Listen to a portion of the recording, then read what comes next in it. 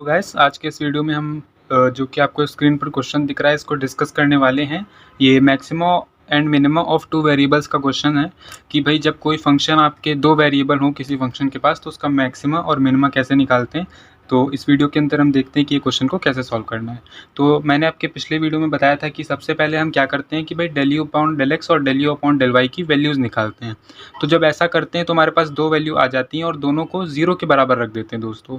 del u by del x निकालेंगे और zero के बराबर रखेंगे, del u upon del y निकालेंगे और ज़ीरो के बराबर रख देंगे। अब हम क्या करेंगे, इन दोनों को साइमल्टेनियसली सॉल्व कर लेंगे। मैंने यहाँ पर इन दोनों को क्या कर लिया है, सब्ट्रैक्ट कर लिया है। सब्ट्रैक्ट करने के बाद जब आप देख सकते हैं यहाँ पे जो भी कॉमन मिल रहा है वो मैंने ले लिया कॉमन, और हमारे पास मिल रहा है y माइनस एक्स, इन दोनों से कॉमन मिल रहा है। तो यहाँ पे मैंने y माइनस एक्स को कॉमन लिया और दूसरे ब्रैकेट में मिल रहा है हमें x y plus one is equal to zero. अब एक वैल्यू आ रही है हमारे पास y is equal to x, दूसरी क्या आ रही है दोस्तों, x y is equal to minus one.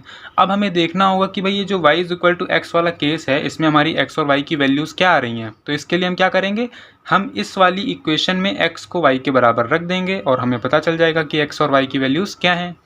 तो जैसा कि मैंने देखा यहाँ पे पहले वाली इक्वेशन में मैंने y को x के बराबर रखा और इसको सॉल्व कर लिया। तो यहाँ से हमारे पास जो वैल्यूज़ आ रही हैं वो है x is equal to zero, x is equal to three and x is equal to minus three.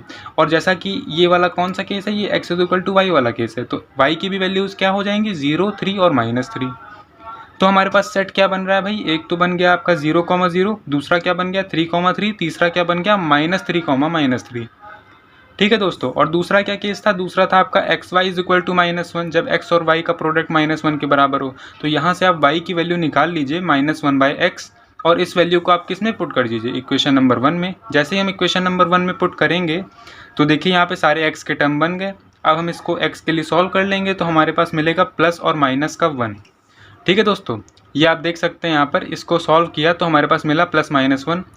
अब हम देखते हैं कि x is equal to plus one और x is equal to minus one पे y की वैल्यू क्या है। जैसा कि ये आप देख सकते हैं x इज इक्वल टू जब हम वन रखेंगे तो हमारे पास जो y है वो माइनस वन मिलेगा इस वाले इक्वेशन से, है ना, क्योंकि y क्या है -1 बाई एक्स। और यहाँ पे जब x को वन रखेंगे तो y हो जाएगा -1, जब -1 रखेंगे तो x क्या हो जाएगा, तो y क्या हो जाएगा आपका 1 हो जाएगा। ठीक है दोस्तों, तो यहाँ पे मिला आपको 1, -1 और -1, y। ठीक है, तो हमें क्या क्या मिला भाई, x is equal to y is equal to zero, x is equal to y is equal to three, x is equal to y is equal to minus three, और ये x is equal to one, y is equal to minus one, x is equal to one, y is equal to one. अब हम देखते हैं कि क्या करना है हमें आगे। तो जैसा कि आप देख सकते हैं यहाँ पर, अब हम आर एस और टी की वैल्यूज़ निकालेंगे। तो उसके लिए हमें इसका डबल डिफ्रेंशिएशन कर देना है जो भी आपका फंक्शन गिवन हो। x के रिस्पेक्ट में जब करेंगे तो y को कांस्टेंट लेंगे, तो आपके पास ये आया। s की वैल्यू निकालने के लिए हमें डेल इसको x और y के दोनों को साथ में डिफ्रेंशिएट करना होगा। तो पहले अपने y के रिस्पेक्ट में कर सकते हैं, फिर और x के रिस्पेक्ट में कर लेंगे, या तो x को पहले कर लीजिए और y को बाद में कर लीजिए, वो भी सेम है। तो ऐसा करने पे हमें मिला ये। उसके बाद हम t की वैल्यू निकालने के लिए यहाँ पे y को डबल डिफ्रेंशिएट कर देंगे, y के रिस्पेक्ट में डबल डिफ्रेंशिएशन कर देंगे तो हमारे पास t की वैल्यू आ जाएगी। अब हमें ये वैल्यूज़ देखनी है गिवन पॉइंट पर।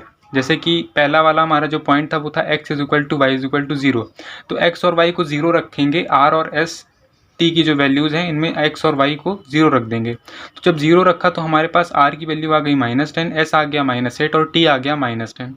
अब हम क्या करेंगे दोस्तों, R T minus S square की वैल्यू निकालेंगे। तो R T minus S square जब हमने निकाला तो 100 माइनस 64 और ये 36 के बराबर आ गया। और 36 क्या होता है, वो होता है आपका ग्रेटर देन ज़ीरो, यानी कि ये जो R T minus S square है ये आपका ग्रेटर देन ज़ीरो है, और जो आर की वैल्यू है वो कैसी है, नेगेटिव है। ये केस क्या कौन सा है, ये मैक्सिमा का केस है दोस्तों। जब R T minus S square आपका ग्रेटर देन ज़ीरो है और आर नेगेटिव आ जाए तो ये क्या होता है, मैक्सिमा। यानी कि ये जो पॉइंट गिवन है x, y is equal to 0, 0, ये क्या है, इस पॉइंट पर हमें मैक्सिमा मिलेगा फॉर द गिवन फंक्शन।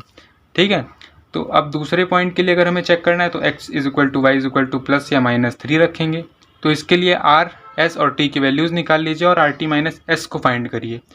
जब मैंने rt minus S square find किया तो मुझे ये जो वैल्यू है यहाँ पे, ये इसको कैलकुलेट करने की ज़रूरत नहीं है, आपको बस देखना होता है कि नेगेटिव आ रहा है कि पॉजिटिव आ रहा है। तो ये जो 28 इंटू 28 है यानी कि एस स्क्वायर की वैल्यू, ये डेफिनेटली बहुत ज़्यादा बड़ी है 64 से, तो ये कैसा आ जाएगा, नेगेटिव आ जाएगा दोस्तों, यानी कि लेस देन 0।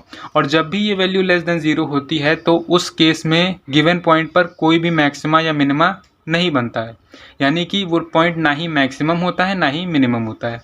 तो हम यहाँ पे लिख देंगे कि 10 at x is equal to y is equal to plus minus 1, यहाँ पे कोई भी मैक्सिमा या मिनिमा नहीं है।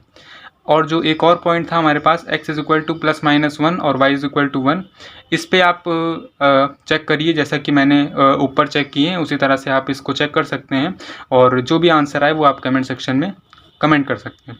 तो थैंक यू दोस्तों, यही था ये वीडियो। इस क्वेश्चन को सॉल्व इस तरीके से करना है आपको, एक बार अच्छे से पूरा मेथड समझ लीजिए और उस पर काफ़ी ज़्यादा क्वेश्चन प्रैक्टिस करिए, तो आपकी अच्छी ग्रिप बन जाएगी मैक्सिमम मिनिमा पे। Thank you. आने वाले वीडियोज़ में हम और भी क्वेश्चंस को डिस्कस करने वाले हैं। Thank you so much.